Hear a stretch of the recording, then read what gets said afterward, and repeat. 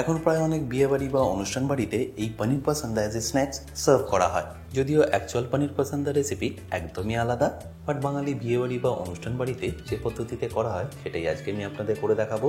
সাথে থাকবে অবশ্যই অনেক tips and tricks. By the way, আমি শেফ অতনু, আপনারা দেখছেন অতনু রান্নাঘর, আর আজকে আমাদের রেসিপি পনির পাসান্দা। তাহলে পনির পাসান্দা বানানোর জন্য সবার প্রথম আমি এখানে ব্যাটারটা রেডি করব। তার জন্য আমি এখানে একটা বোল নিয়ে নিয়েছি, তাতে দিয়ে দিচ্ছি 250 থেকে 300 গ্রাম ময়দা। তারই সাথে দিয়ে দিচ্ছি 100 গ্রাম কর্নফ্লাওয়ার। আচ্ছা, এরই সাথে আপনাদের দিয়ে দিতে হবে 1 চা চামচ বেকিং পাউডার। এরপর দিয়ে দিচ্ছি স্বাদ মতো নুন, আর একটু কালার বা রং আনার জন্য অল্প একটু চিনি। এবার জল দেওয়ার আগে এইসব ড্রাই ইনগ্রিডিয়েন্টসগুলোকে একবার ভালো করে মিশিয়ে নিন। আর ভালো করে মেশানো হয়ে গেলে দিয়ে দেবো এর মধ্যে অল্প অল্প করে জল।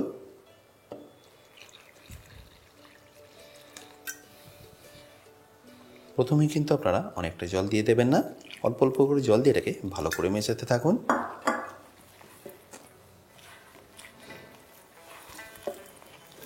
দেখতেই পাচ্ছেন আমি টেক্সচারটা ঠিক কীরকম রাখছি।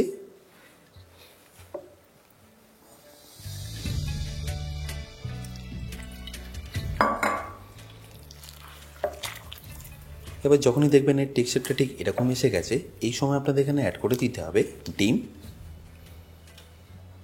আমি এখানে 2টো ডিম ব্যবহার করলাম।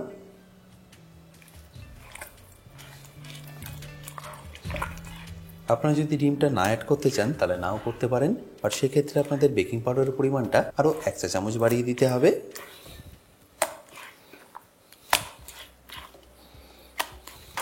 এবার ঠিক আমি যেভাবে এটাকে ফেটিয়ে নিচ্ছি সেভাবেই ফেটিয়ে নেবেন। এতে কী হবে, এয়ারটার মধ্যে খুব ভালোভাবে ইনকর্পোরেট হবে।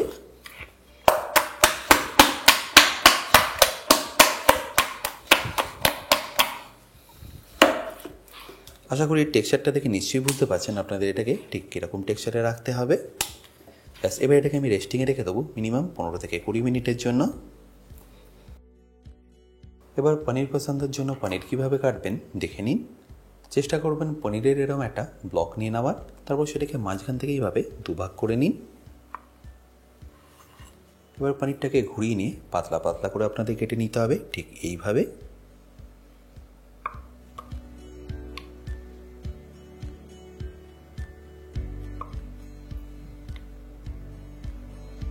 খুব বেশি পাতলা করবেন না, তাহলে কিন্তু ভেঙে যাওয়ার একটা সম্ভাবনা থাকবে ফ্রাই করার আগে।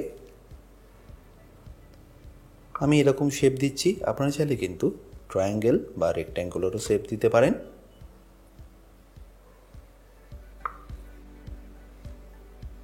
আর পনিরটা কাটার আগে অতি অবশ্যই কিন্তু এটাকে আপনাদের রুম টেম্পারেচারে এনে দিতে হবে, যদি এটা ফ্রিজে থেকে থাকে।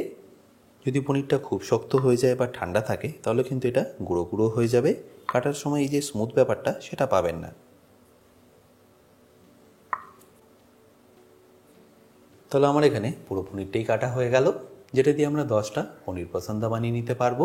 এবার এটাকে আমি সাইডে রেখে দিচ্ছি পরে ব্যবহার করার জন্য।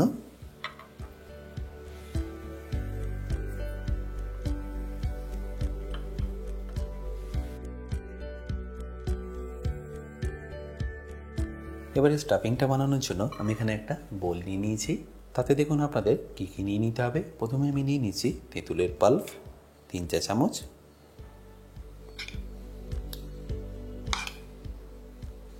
তার সাথে টমেটো কেচাপ যাবে 2 চা চামচ, গুঁড়ো চিনি যাবে বড় চামচের 3 চা চামচ। এরপর দিয়ে দেবো কাঁচা লঙ্কা বাটা 1.5 চা চামচ, তারই সাথে আদা বাটা নিয়ে নিচ্ছি 2 চা চামচ। এরপর দিয়ে দেবো স্বাদ মতো নুন, তবে এটাকে একটু চটপটা করার জন্য ব্ল্যাক সল্ট বা বিট নুন। তারই সাথে দিয়ে দিচ্ছি একটু চাট মশলা। এরপর গুঁড়ো মশলার মধ্যে যাবে 1 চা চামচ গরম মশলা, বেসিক্যালি এটা টেস্টের জন্য। আর তারই সাথে রঙের জন্য যাবে 3 চা চামচ কাশ্মীরি লঙ্কার গুঁড়ো। এরপর ফ্লেভারের জন্য দিয়ে দিচ্ছি অল্প একটু পুদিনা পাতা, আর সাথে অবশ্যই ধনে পাতা দিতে ভুলবেন না। ব্যাস, এবারই সব কিছুকে আপনাদের ভালো করে একবার মিশিয়ে নিতে হবে। আর যখন এটা ভালো করে মেশানো হয়ে যাবে তখন এখানে বাইন্ডিংয়ের জন্য আপনাদের দিয়ে দিতে হবে 2 চা চামচ ব্রেড ক্রাম্ব। আমি এখানে প্যানকো ব্রেড ক্রাম্ব ব্যবহার করলাম, বাট আপনারা চাইলে কিন্তু এখানে ইয়েলো ব্রেড ক্রাম্বও ব্যবহার করতে পারেন, যেটা আমরা বেসিক্যালি বিস্কুটের গুঁড়ো বলে থাকি। আর এরই সাথে আমি এখানে দিয়ে দিচ্ছি 1 চা চামচ বেসন। ব্যাস, তারপর ফাইনালি এটাকে একবার ভালো করে মিশিয়ে নিন। আর এটা ভালো করে মিশিয়ে নিলেই আপনাদের মিক্সচার কিন্তু পারফেক্টলি রেডি। আচ্ছা, এবার এটাকে আমি আপনাদের স্টাফিং করেও দেখাচ্ছি। তার জন্য এটাকে সাইডে রেখে আমি আপনাদের পনিরটাকে চপিং বোর্ডের মধ্যে নিয়ে নিচ্ছি। এবার একটা পনিরের মধ্যে আপনাদের স্টাফিংটাকে অ্যাড করে দিতে হবে ঠিক এইভাবে। আমি একটা ছোট স্প্যাচুলার মাধ্যমে করছি, আপনারা চাইলে এটা একটা স্পুন দিয়েও করে নিতে পারেন ইজিলি। আর স্টাফিংটা দেওয়া হয়ে গেলেই পনিরটাকে আপনারা এইভাবে ক্লোজ করে দিন আর একটা পনির দিয়ে। তাহলে দেখতেই পেলেন কত সহজে এটা বানানো যায়। ব্যাস, এবার এটাকে আমি সাইডে রেখে দিচ্ছি, পরে ব্যাটারে অ্যাড করে আমি ফ্রাই করে নেব। এবারই একই পদ্ধতিতে আমি বাকিগুলো রেডি করে নিচ্ছি।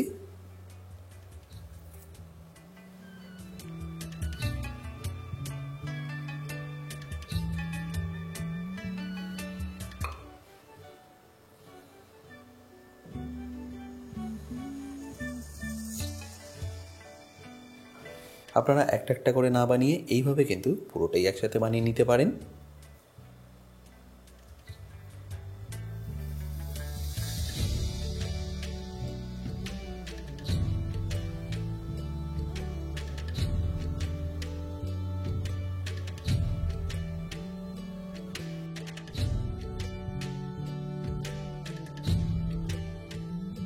তাহলে পনিরগুলো আমার এখানে পারফেক্টলি স্টাফিং হয়ে গেছে, আর ব্যাটারটাও দেখুন এখানে পারফেক্টলি রেডি।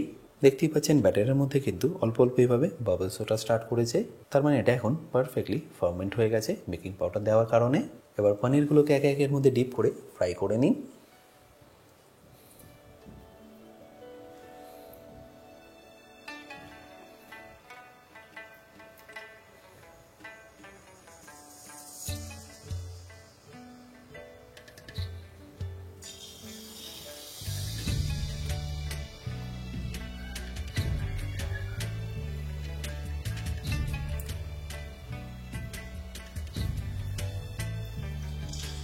দেওয়ার সাথে সাথে এটাকে মেশাতে যাবেন না।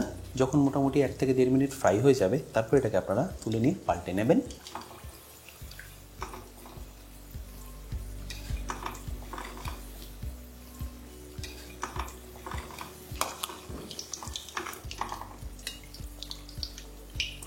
দেখতেই পাচ্ছেন আস্তে আস্তে কিন্তু এর মধ্যে কালার আসা শুরু করেছে।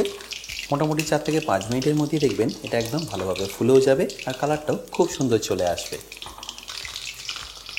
তাহলে আমার এখানে ভালো করে এটা ফ্রাই করা হয়ে গেল।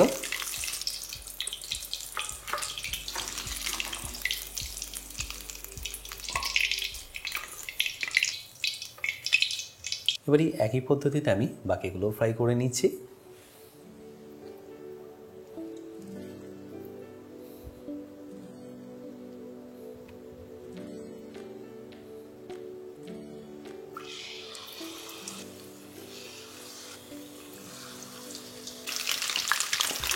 নিশ্চয়ই দেখতে পাচ্ছেন কালারটা কিন্তু এর মধ্যে খুব ভালোভাবে চলে এসেছে। তো এইগুলোকে আমি তুলে নিচ্ছি। আচ্ছা, এখানে বলে রাখি, আপনারা যারা এখন আমার বেসিক কুকিং কোর্সটা নেননি তারা নিয়ে নিতে পারেন আমার নিজস্ব ওয়েবসাইট www.otomrannaghar.com থেকে, যেখানে আপনারা পেয়ে যাবেন প্রায় 60টারও বেশি ভিডিও, যেগুলো আপনাদের হেল্প করবে নিত্য প্রয়োজনীয় রান্নাগুলোকে আরও সুস্বাদু করে তোলার জন্য। লিঙ্ক যদিও ডেসক্রিপশনে দেওয়া আছে, তাও বলে রাখি কিন্তু যদি আপনাদের কোনো রকম অসুবিধা হয় আমার সাথে এই হেল্পলাইনে যোগাযোগ করতে পারেন। তাহলে আমার এখানে সবকটাই ফ্রাই করা হয়ে গেল। এবার এটাকে ডাইরেক্ট আমি আপনাদের সার্ভ করে দেখাচ্ছি। আশা করি সিম্পল রেসিপিটা আপনাদের নিশ্চয়ই ভালো লেগেছে।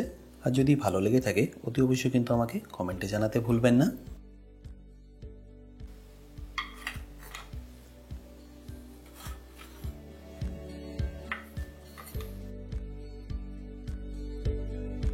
বাই দ্য ওয়ে, আমি শেফ অতনু, আপনারা দেখছিলেন অতনু রান্নাঘর। দেখা হচ্ছে আপনাদের সাথে একটা নতুন রেসিপি নিয়ে নেক্সট এপিসোডে। ভালো থাকবেন, সুস্থ থাকবেন।